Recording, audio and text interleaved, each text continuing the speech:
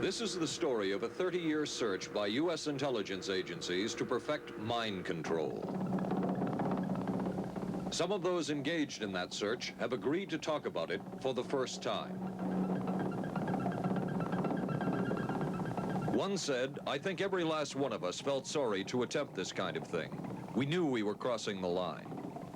The search would be endless. From brothels, an agent says, we learned a lot about human nature in the bedroom, to the mystical rites of a magical mushroom ceremony performed by an Indian shaman, to a Spanish bull ring. The bull has had electrodes implanted in the brain and is controlled by a scientist. There would be victims.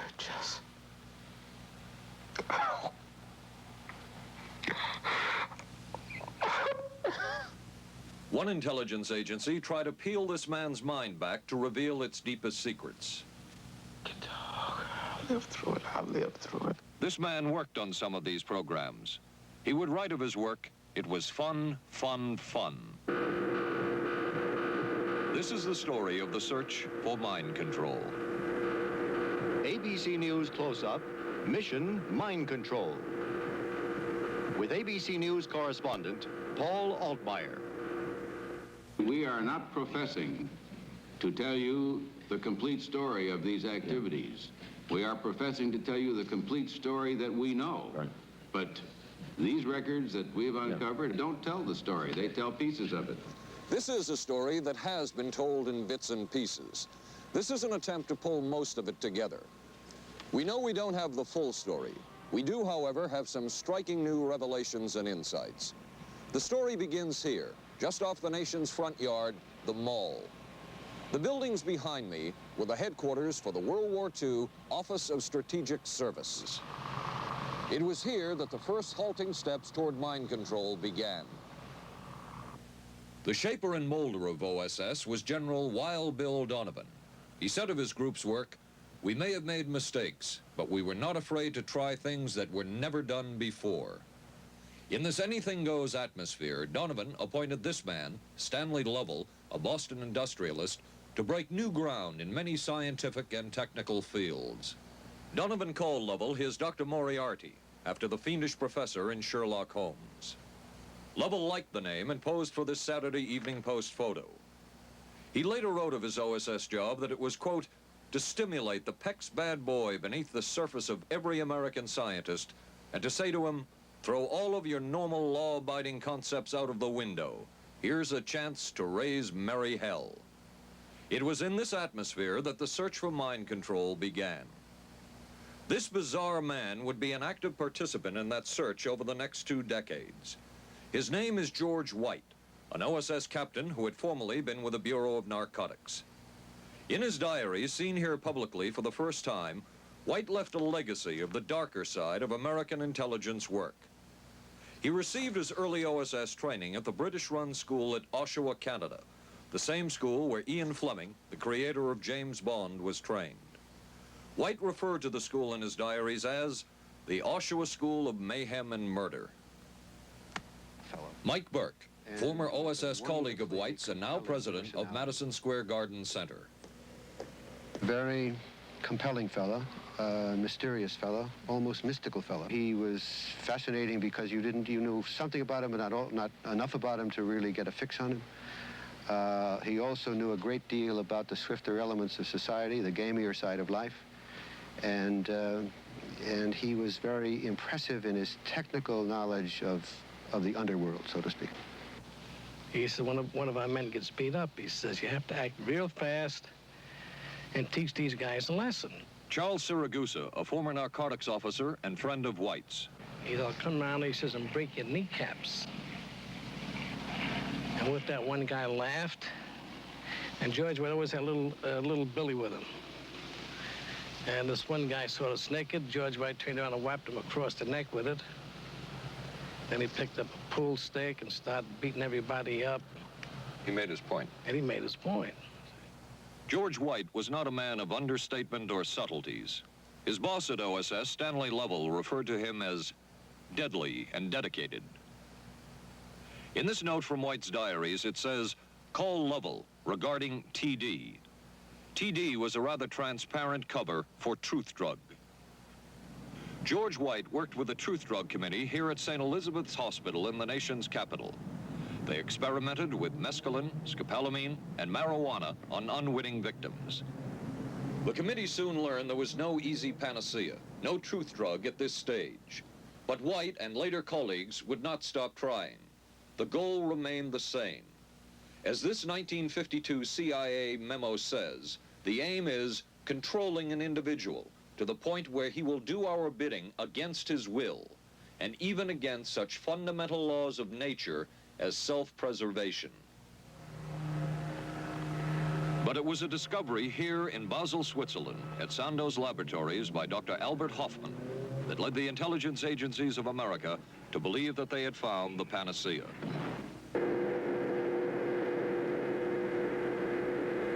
The discovery was lysergic acid diethylamide, LSD. The film that you see is considered by many experts to be the closest illustration of the effects of a hallucinogenic.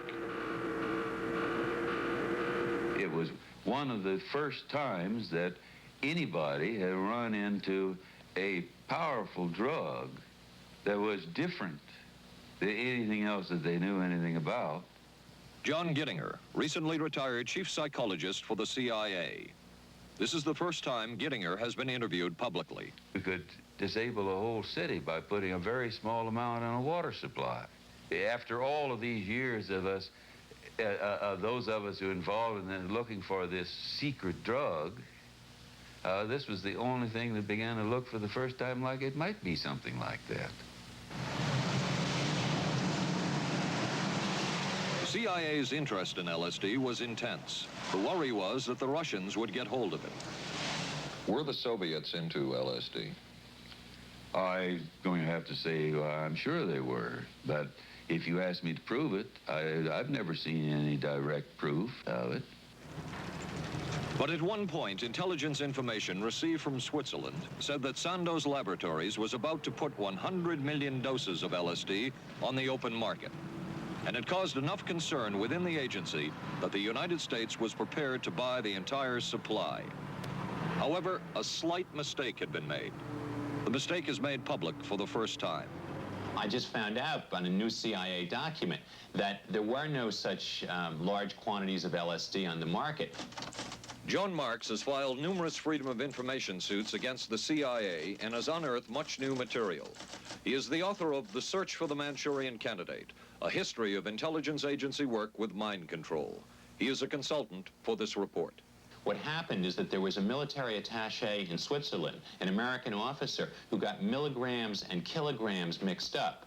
In other words, he made a mistake of thinking 1/1000th of a gram was the same as 1,000 grams, which is a mistake of 1,000,000 times. So when the CIA got the intelligence that there were 100 million doses on the market, in fact, there were 100 doses. The man who would oversee the CIA's research into drugs and most of the agency's behavior programs is this man, Dr. Sidney Gottlieb, a chemist. Dr. Gottlieb declined ABC News' request for an interview.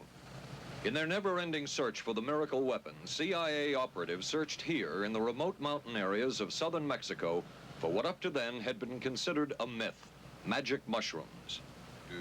They used this man, a part-time chemist for the CIA, to dupe this man, a vice president of a bank and an amateur mycologist or mushroom expert, to try to get to the magic mushrooms and turn them into a drug. But it would be the amateur, R. Gordon Wasson and his colleagues, who would win the race and develop the drug psilocybin from the magic mushrooms. We went into the Mazatec area, far from the highways, remote from Mexico City. There we found that rotten bagasse, as it's called, bagasso, covered with mushrooms. These mushrooms I didn't know, had never seen. They were the sacred mushrooms. Wasson would also discover and record the ancient mystical rites of the mushrooms from a local shaman or magical priestess, Maria Sabina. And we were seeing incredible sights. They would go slowly or they would go fast as I ordained. All your senses are rendered acute. We say that you see visions, you see hallucinations, but that doesn't begin to tell this story. The hallucinations are only part of it. You hear sounds, you smell things. The night was thrilling. Word of Wasson's discovery reached the CIA quickly. Dr. James Moore, a University of Delaware chemist, secretly served the CIA preparing deadly chemicals on short notice. Moore was instructed to get close to Wasson and accompany him on another trip to Mexico to get the magic mushrooms. Internal documents show the CIA felt a drug derived from the mushrooms could remain an agency secret. What in the world were they looking for with the magic mushrooms? I think the best answer to that is that they were looking for fundamental information on compounds that would be capable of causing changes in behavior, changes in mental attitude. Did you ever consider what would have happened if any of these substances were given to, say, unwitting people? Oh, I don't remember having considered that specifically. What if you... I trust perhaps you've thought about it. Well, I haven't worried about it. Your question again, what would I have thought had I known that any of these substances would have been given to unwitting persons? You mean a hostile agent of another government? No, I mean think that was probably one of the things they had in mind. I mean testing it out on an American citizen. I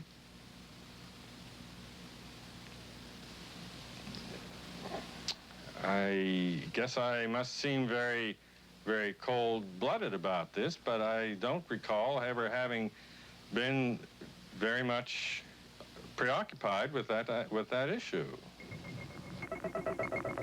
But many drugs were tested in this way. A decision was made at the highest levels of the CIA to do testing on unwitting Americans. As one CIA document says, such testing would be operationally realistic. A former CIA official who worked on these programs describes for the first time how the decision was made. He did not wish to be filmed or recorded. Thus his remarks are read by someone else. I think every last one of us felt sorry to attempt this kind of thing. We knew we were crossing the line. Every decent kid knows he shouldn't steal, but he does it sometimes. We knew damn well we didn't want anyone else to know what we were doing. The decision was made to do testing on unwitting victims. It was decided they should be on the fringes of society because they were most vulnerable. It was the borderline underworld. Prostitutes, drug addicts, and other small-timers who would be powerless to seek any kind of revenge in case they found out. And as their predecessors had a decade earlier, the CIA turned to George White for help. White was now a high-ranking narcotics official, and by this time, the stories about George White were legendary. So the waiter says, "You may help you, monsieur?" And George White was busy talking with me. Paid no attention to the waiter, so the waiter tapped him on the shoulder, says, "May I help you, monsieur?" George White turned around, whipped his gun out, and stuck it in the guy's face like this in this crowded restaurant. George White did not mind bending the law, and he knew the street well. He was the ideal choice for what the CIA had in mind. We were Ivy League, white, middle class. We were naive, totally naive about this, and he felt pretty expert. He knew the whores, the pimps, the people who brought in the drugs. White set up so-called safe houses for the CIA in New York, here in Greenwich Village, and later in San Francisco, in this hotel, and in an apartment atop Telegraph Hill with a commanding view of San Francisco Bay. While the existence of these safe houses was disclosed last year, details of what took place within them has not been told. A former CIA official who worked in the safe houses reveals that they were used not only for drug testing, but to study sexual behavior and how it could be used to manipulate people. We did quite a study of prostitutes and their behavior. How do you take a woman who is willing to use her body to get money out of a guy to get him to talk about things which are much more important, like state secrets? We learned a lot about human nature in the bedroom. We started to pick up knowledge that could be used in operations. There would be victims in all of this, but as the agency knew, they couldn't fight back. Some entries from George White's diaries. Clarice gets horrors. Janet, sky high. As one agency memo says, we have no answer to the moral question. The safe houses were not the only testing grounds. Millions of dollars would be spent on LSD research at universities throughout the country. And word would begin to spread on campus about this so-called mind-blowing drug.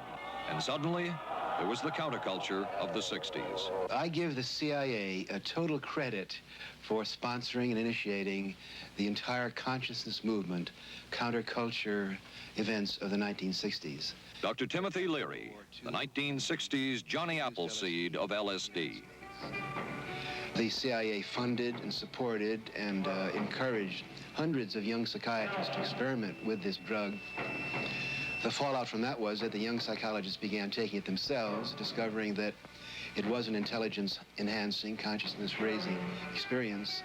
I know that some of the studies in which the CIA had supported used as subjects people who later became strong proselytizers of LSD. So, in that sense, yes, I think it did sustain the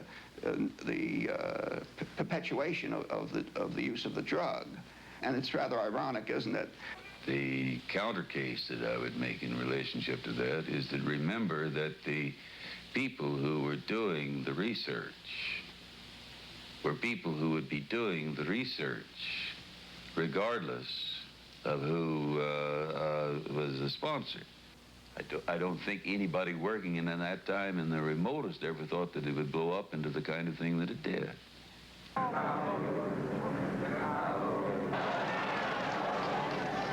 History will judge the role of the CIA and other intelligence agencies in unwittingly contributing to the counterculture of the 60s through their intense interest in LSD and other hallucinogenics.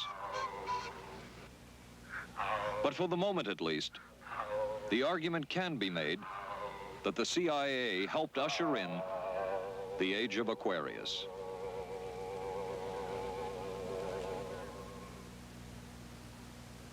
ABC News Close-Up will continue in a moment. Covering a span of history such as we are in this report, one can get sidetracked by the so-called glamour and mystery of espionage work or by the exotic qualities of some drugs. But what you can't lose sight of is what all of this would mean in terms of individual human beings. There would be deaths, there would be long-lasting and harmful effects. The best-known case is that of this man, Frank Olson, a chemist employed by the Army Chemical Corps, who in 1953 was slipped LSD unknowingly at a meeting with CIA officials. Shortly after that, Olson went into severe depression. He ended his life at this New York hotel by diving through a shaded closed window in his 10th floor room. Frank Olson was the first known fatality in the CIA's LSD program. Olson left behind a widow, Alice, and 3 children. But it would be years before they learned the real story of his death. Shortly after his suicide, Alice Olson was visited by Dr. Sidney Gottlieb, the man who had administered the drug, and by Robert Lashbrook, his deputy, who was the last person with Frank Olson the night of his death. It was probably to check me out and see whether I was handling myself and handling the situation, whether I was hysterical. And I'm sure they left the house feeling ever so much better because I had been gracious and hospitable to them, so that I must have played right into their hand and made them feel fine. 23 years later, how did you feel about that meeting? My anger was unbelievable at how I had been duped for this length of time, and the anguish which was unnecessary. Anyone who knew during all of those years never told Alice Olson the real story of her husband's death. She would discover it by accident more than 2 decades later. In essence, it was a 22-year-long cover-up. Lyman Kirkpatrick was Inspector General of the CIA at the time of Frank Olson's death. But had not the Olson case occurred within the secret confines of the CIA, would not this case have been a prosecutable case? Perhaps manslaughter? I would think very definitely prosecutable, and certainly from the point of view of the of Mr. Olson, why it should probably have been actionable. Frank Olson's suicide slowed down the CIA's testing of LSD and other drugs, but only momentarily. The CIA was not the only government agency interested in the possibilities LSD and other drugs presented for mind control. The Army Chemical Corps first started working with the CIA and then branched off on its own. It too tested drugs on unwitting victims, and a death would result. The case of this man, Harold Blower, a tennis pro, seen here with his daughter Elizabeth, is well known. In 1953, Blower was a private patient at the New York State Psychiatric Institute.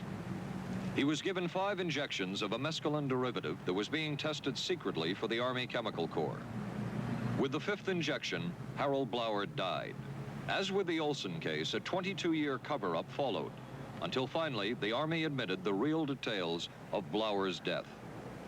Since the initial news stories of Harold Blower's death, close to 5,000 documents, previously classified, have been released by the Army and obtained by ABC News. They provide valuable insight into Army activities at the time of Blower's death and where the Army went from there with their own drug testing program.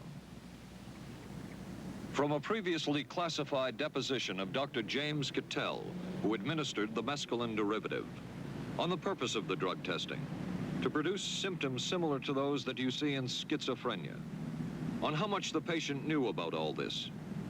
We didn't delineate all the possibilities of what might happen because then you contaminate your experiment. Cattell then relates that he never even knew what drug he had given Harold Blower because of the secrecy of the Army experiments. We didn't know whether it was dog piss. This was secret. This was a secret. We weren't in on it. We asked Blower's daughter Elizabeth for her reaction. What? How can anybody react to that? I mean, that is so far from what you'd expect from a human being, never mind a doctor, never mind a professional specialist who's supposed to care about people's minds. It's unbelievable. A suit filed by Elizabeth Barrett against the Army Chemical Corps is now pending in federal court. Other Army experiments continued on mental patients around the country. Work done at the Tulane Medical Center in New Orleans involved several drugs, hallucinogenics, and electrodes implanted in the brain. The chief researcher was Dr. Russell Monroe, now head of the psychiatry department at the University of Maryland. These are various progress reports written by Dr. Monroe and recently obtained by ABC News. From one of the progress reports, a report of a woman who had electrodes implanted in the brain and was then given LSD and other drugs. She became agitated, cried, lapsed into a trance-like state.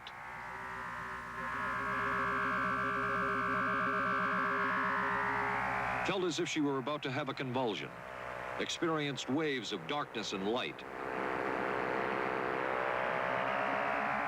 had bizarre sensations in her neck and legs, said somebody was trying to manipulate her body.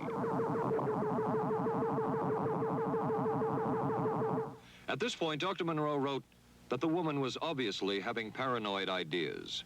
As a layperson, perhaps you can enlighten me. What therapeutic effect would the type of experiment that I just described have on a patient? Well, the therapeutic effect would be indirect. Was this patient aware that she was being given LSD? Yes, I mean, they were told that they would be given some medication, and they specifically LSD?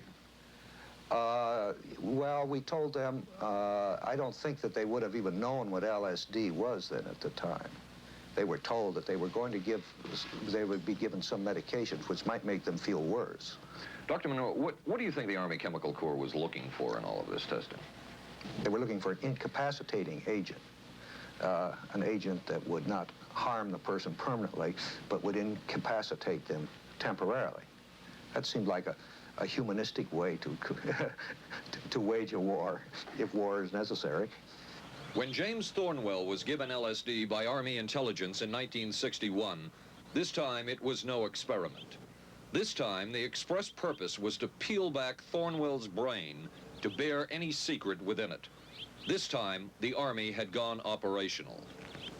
Thornwell, as reported on ABC last January, was an Army private stationed in Orléans, France. Classified documents were missing from his unit. Thornwell became a suspect. His 2.5-month interrogation included administration of sodium pentothal, hypnosis, isolation, and deprivation of sleep. Army documents obtained by ABC News refer to this interrogation as conventional. Despite this severe questioning, Army intelligence was getting nowhere with Thornwell, and it was decided to slip him LSD. For 16 years, Thornwell never knew what had hit him. Tell me about the acid. I'd rather not. It's a bad trip. It's a bad trip. That was a bad trip. The pain was so excruciating. Felt like somebody was sticking me with 1,000,000 pins. You know, just everywhere. Oh, it just... Oh.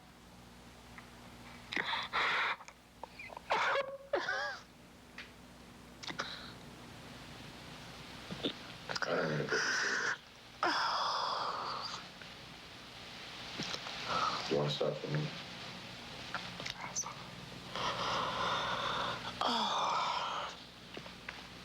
I walked around. You want to stop? Oh, I can talk. I'll live through it. I'll live through it. I'll live through it. No charges were ever brought by the Army against Thornwell. He was discharged for psychological disorders. But an Army psychiatric evaluation of Thornwell obtained by ABC News, one which was done prior to Thornwell having been given LSD, says of him, fairly cooperative, oriented, alert, and gave no evidence of psychosis or depression. From the Army's point of view, this type of LSD interrogation was a success. Other documents refer to the exploitability of interrogation subjects, cracking them, keeping them off balance mentally, and providing an economical, speedy, and productive aid to interrogation. From James Thornwell's point of view, it was no success. Thornwell still has serious problems. He's run through 2 marriages. He maintains he can't hold a job, can't concentrate, has nightmares, and feels socially and emotionally isolated. Last fall, Thornwell filed suit against the government in federal court. In a moment, we will examine the closest experimentation to brainwashing that we have uncovered. By far, the most chilling experiments we have uncovered took place at this Gothic estate called Ravenscrag, halfway up Mount Royal in Montreal. It houses the Allen Memorial Institute of Psychiatry of McGill University. It was here that the CIA funded a series of experiments, severe experiments. The work was done by the Institute's then director, Dr. Ewan Cameron. It is the closest experimentation to brainwashing yet disclosed. His work, unprecedented in psychiatry, consisted of 3 areas which he called sleep therapy, psychic driving, and the ultimate depatterning. Dr. Maurice Dongier, current head of the Allen Memorial Institute. In his psychic driving, so-called type of therapy, he would give the patient intensive electric treatment in order to make the patient regress deeply, become forgetful, and then he would attempt to implant new ideas in the mind of the patient. Now, to a layman, it would appear that Dr. Cameron was trying to take the slate and wipe it clean, the slate being the mind. In other words, brainwashing. Exactly, that's a very good comparison. Brainwashing. Yes, to life. Val Orlico of Winnipeg, Canada, the wife of a member of the Canadian Parliament, was a patient of Dr. Cameron's. She entered the Allen Memorial Institute because of severe depression. She describes for the first time publicly the LSD therapy and psychic driving treatment that she was given by Dr. Cameron.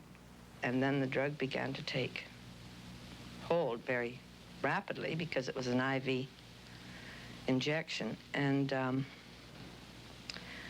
things became very furry and very frightening, and had a lot of sensations that it's very difficult to recall. Nobody explained it to me. Nobody ever asked me if I was willing to do it or anything. He had this feeling that he would be able to get through the resistance of illness and to reach deep changes very quickly. Did he? I don't think that when you look at that in retrospect, the hopes that he had have been in any way fulfilled. But Cameron would plunge on. The next step was what he called psychic driving. This involved almost endless tape-recorded messages and more drugs for the patient. Cameron wrote that this was the way to make direct controlled changes in personality. I thought this was the coldest and most impersonal treatment that anybody could give to anybody in the world. And I became more and more despondent and more angry. I just became so despondent that I thought I can't live like this any longer. And I thought I would just go out and throw myself underneath the cars on McGregor. I stood on the curb of that street and I stood there and I thought, okay, go. Okay, go. And then I thought, what if you're not killed? What if you're just maimed? What if you don't die and you live and you can't even talk anymore? And I couldn't do it. The most severe technique Cameron used was de-patterning. He described it as breaking up the existing patterns of behavior by means of intensive electroshock therapy with prolonged periods of sleep. He carried out these experiments in something he called the sleep rooms. People in there were like babies. They cried and they were very disoriented. And we were very afraid of the sleep room. We used to walk very carefully against the side of the corridor that was opposite the sleep room with our backs to the wall when we'd go by. Cameron used this combined sleep electroshock treatment on patients as long as 30 days. One patient he kept asleep for 65 days. Cameron retired, and his successor, Dr. Robert Cleghorn, ordered a follow-up study on the patients treated with Cameron's de-patterning method. It showed that it was no more beneficial in its result than the use of more conservative methods. But the follow-up study showed that 60% of those who had been de-patterned still had amnesia for periods of anywhere from 6 months to 10 years. That's quite a memory loss, isn't it? That is a memory loss. Indeed it is. It's I think, more than desirable. In retrospect, does Dr. Cameron's experimentation and his treatment appear harsh? I would say yes. I mean, this forceful type of approach that I was describing to you is definitely, it can be said that it's harsh. I wouldn't call it harsh. I would say it was harder on the staff than it was on the patients, because these people had to be fed and they had to be cared for and they had to be given sufficient fluid and food and toileted and so on and so forth. It was a very difficult thing for the staff to follow these patients properly and see that they did well. Well, I'm glad he was concerned for the staff. But damn it all, I wouldn't.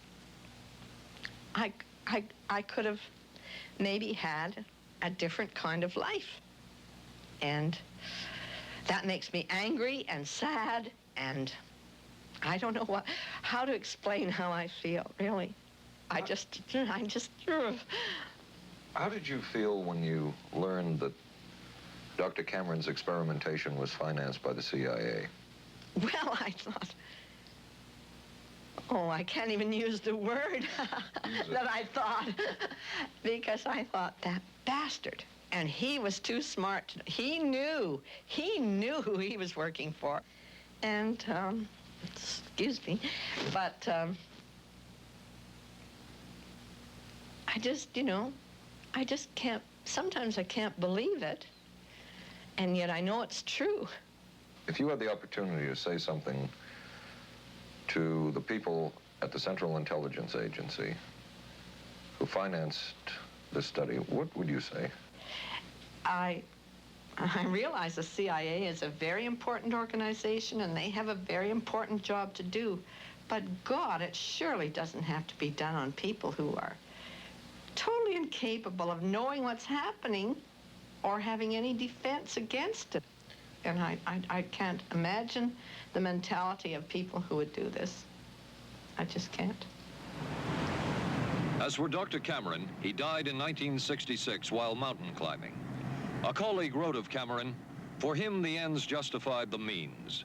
And when one is dealing with the waste of human potential, it is easy to adopt this stance."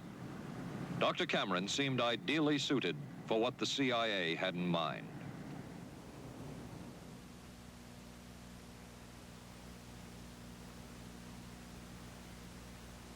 It was the Cold War, and especially the trial of Joseph Cardinal Mindszenty, who was forced to testify in a Hungarian court that he was a spy.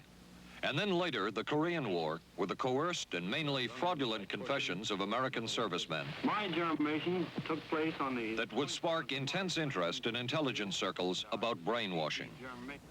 The CIA secretly commissioned a study of communist brainwashing methods at the Cornell University Medical Center. A leader of that study was Dr. Lawrence Hinkle. He explains first the Russian method of controlling and breaking a person. Absolutely isolated from everyone else, with one man whose job it is to get you to write the extent to which you are a criminal.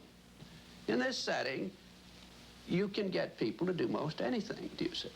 Because you don't have to lay a hand on them. And by the time you get through and you go up before the judge, the fellow says, "Were you a spy?" He says, "Yes, I was a spy."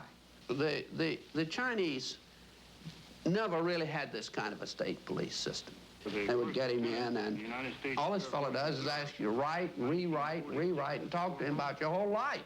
Graduated from pilot training in 1949.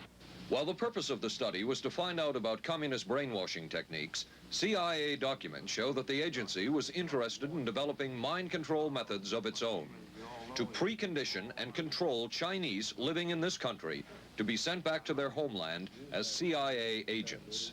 What do you think they were looking for?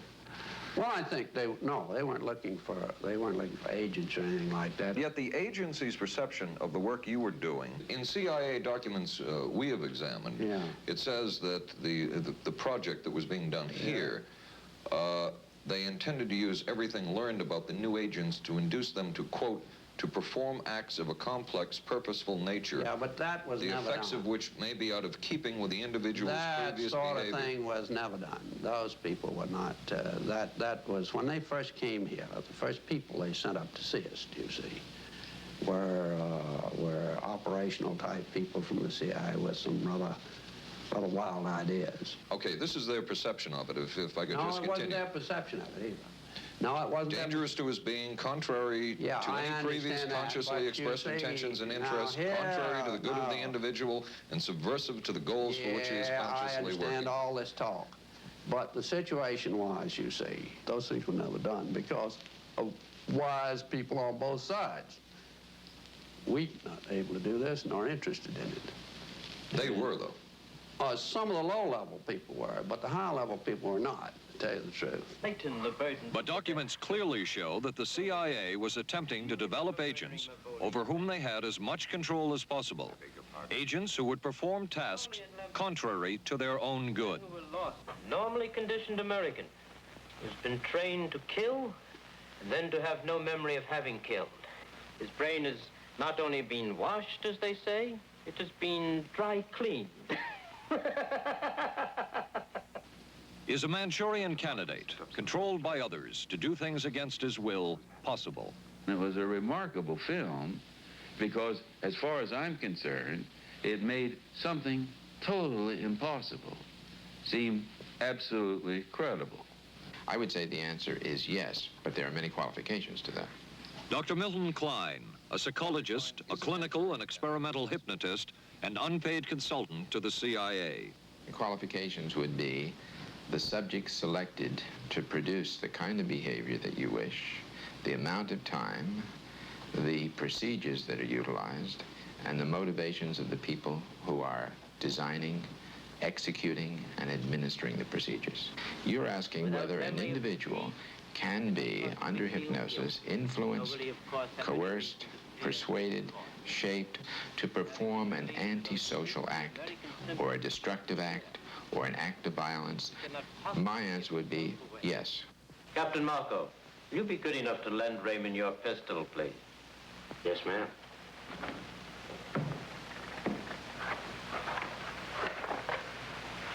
Thanks, Ben. Sure, kid. Shoot Bobby, Raymond. Through the forehead. Yes, ma'am.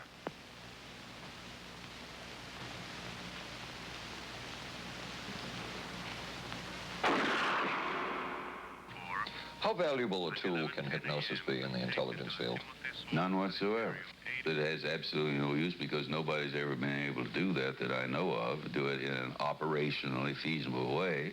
I'm not in any way saying that hypnosis doesn't take place. I'm not saying there's nothing to it.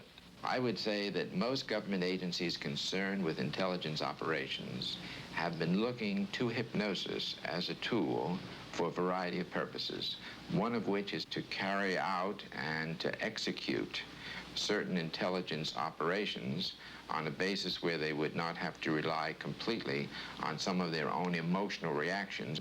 Actually, would that entail murder?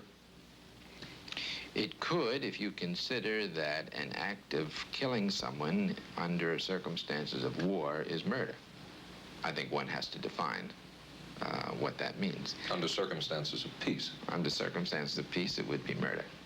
Another former CIA agent says that Fidel Castro at one time was considered as a possible target for a Manchurian candidate. Castro was naturally our discussion point. Could you get somebody gung-ho enough that they would go in and get him? But if you have 100% control of a guy, you have 100% dependency. If something happens and you haven't programmed it in, you've got a problem. So in the end, it was decided that a Manchurian candidate was not feasible. But the search for mind control continued. But could the mind be controlled? Perhaps not. But is human behavior predictable? In this area, the CIA did make a significant breakthrough. A personality assessment system designed by the agency's chief psychologist, John Gittinger. It comes close to being able to predict how humans will behave. It's really a descriptive system, an attempt to try to describe personality in a relatively systematic way so that hopefully you can get some kind of an idea to predict what the behavior between different kinds of individuals. Gittinger's system had many uses in intelligence work. One was to draw personality portraits of world leaders. Using Gittinger's system, the agency concluded the Shah of Iran is a brilliant but dangerous megalomaniac whose basic problems resulted from an overbearing father. And there were other applications. Your assessment staff played a key role in helping other governments pick their police intelligence agencies, including, we've learned, the Korean CIA, Uruguayan National Police. Can you tell us about this? No. Author John Marks. The former #2 CIA man in Uruguay told me how in 1966, John Gittinger and an assistant traveled down to Uruguay and gave the tests in order to select members of the Uruguayan intelligence service. A psychologist who used to work for the CIA told me in 1961 he personally traveled to South Korea as part of an American CIA effort to set up the Korean CIA and to give the personality tests to candidates for the Korean CIA to choose the best man for their secret police. But one of the basic functions of Gittinger's system was finding the vulnerabilities of an agent, a double agent, or a potential agent. In its applicability to intelligence work, isn't the PAS system looking for a person's soft spot? Well, of course, the answer to that is yes, but I hasten to say soft spot. This is what I consider a negative word. Of the hundreds of behavioral projects undertaken by the CIA, Gittinger's appears to have been one of the more successful and more conventional. Other experiments were not as conventional. Neurophysicist Dr. Jose Delgado was financed by the Office of Naval Research. In this experiment, the bull is sedated. Electrodes are implanted in its brain. Delgado transmits an electronic impulse to the center of the bull's brain. Delgado has remote control of the animal. Recently released CIA documents refer to the feasibility of remote control of animals, and that special investigations will be conducted toward the application of selected elements of these techniques to man. Other areas were examined through the 60s and 70s. Brain surgery, psychosurgery, creation of amnesia, parapsychology, manipulation of genes. Even though past and present CIA officials have indicated this kind of work ended in 1963. All truth, nothing but... And one of those who took part in these programs. Thank you, sir. In 1977, a Senate subcommittee heard testimony from many of them, but the testimony was not that revealing. According to one of them, they agreed amongst themselves to keep the inquiry within bounds that would satisfy the committee. Former narcotics officer Charles Siragusa says that he was asked to limit his testimony by the man he reported to at the CIA. He wanted me not to say anything. To perjure yourself. That's right. Well, either that, I'd have to perjure myself or take the Fifth Amendment. And I'm not about to take the Fifth Amendment for anybody. Okay. Former CIA chemist Robert Lashbrook testified he had no first-hand knowledge of the agency-run safe houses when, in fact, he supervised one of them. There was very little... And according to George White's diaries, was at a safe house when White conducted what he called an LSD surprise experiment. Dr. Sidney Gottlieb, whom we recently filmed near his California home, oversaw many of the CIA behavioral programs. He retired in 1973 and destroyed the records of this work. In sort of a valedictory letter, Dr. Gottlieb wrote that he and his colleagues had been able to maintain contact with the leading edge of developments in the field of biological and chemical control of human behavior. Dr. Gottlieb also testified before the Senate subcommittee, but from an anteroom where he could not be filmed because of what his lawyer termed health and cardiac problems. Dr. Gottlieb declined ABC News' request for an interview. And what of George White, the man who helped the agency in so many of its programs? He would retire here to Stinson Beach, California. And shortly before his death, he wrote to his boss at the CIA, Dr. Sidney Gottlieb, and summed up his career by saying, "It was fun, fun, fun. Where else could a red-blooded American boy lie, kill, and cheat, steal, deceive, rape, and pillage with the sanction and blessing of the All-Highest?" Has mind control been achieved? From all of the available evidence, it appears doubtful. The human will has prevailed up to this point. But as we have seen, work is continuing in this field, work that we still don't know very much about. How deeply are the Russians and other dictatorships into all of this? We really can't say, and the CIA is reluctant to give out information about it. But the basic question remains, what place does all of this have within a democracy? One final point should be made. As one of the persons who worked on these programs told us, we are very capable, conscientious, and very dedicated scientists working for our country. Their work speaks for itself. This is Paul Altmaier for ABC News. Good night.